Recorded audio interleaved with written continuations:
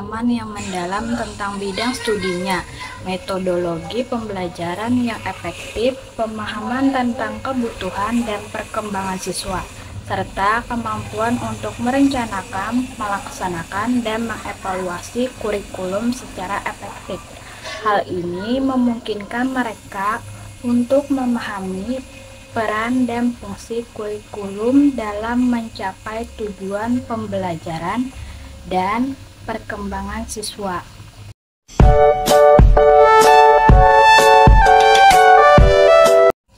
Dalam proses pembelajaran, seorang calon guru harus mampu mengaplikasikan keterampilan dasar mengajar yang diantaranya membuka dan menutup pembelajaran, keterampilan mengelola kelas, keterampilan bertanya, keterampilan menggunakan variasi, dan lainnya.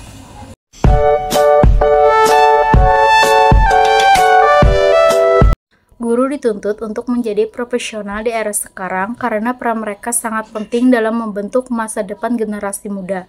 Beberapa alasan mengapa profesionalisme sangat penting bagi guru. Yang pertama, pengaruh terhadap pembelajaran.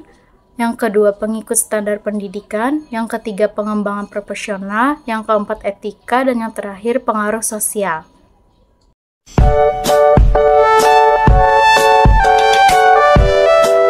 Dengan menjadi profesional, guru dapat menciptakan lingkungan belajar yang memotivasi, pendukung, dan membantu siswa mencapai potensi maksimal mereka.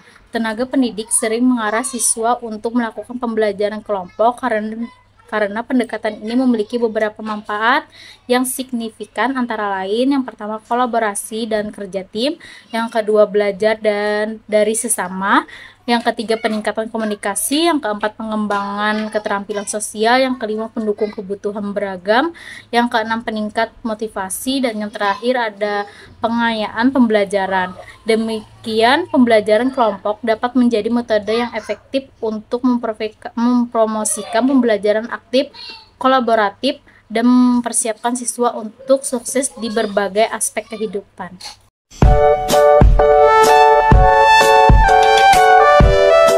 Salah satu strategi dalam penerapan pembelajaran kelompok adalah strategi jiwasa. Dalam strategi ini, setiap anggota kelompok bertanggung jawab untuk mempelajari dan menguasai bagaimana tertentu dari materi pembelajaran. Kemudian, mereka saling mengajar bagaimana bagian tersebut kepada anggota kelompok lainnya. Dengan cara ini, setiap anggota kelompok menjadi ahli-ahli dalam satu bagian materi dan saling bertanggung untuk memperoleh pemahaman yang menyeluruh.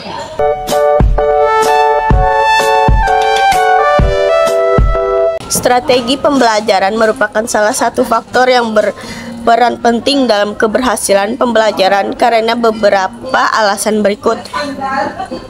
Meningkatkan ketertiban siswa. Strategi yang tepat dapat membuat siswa lebih aktif dan terlibat dalam proses pembelajaran. Misalnya, strategi diskusi kelompok dapat mendorong prestasi aktif.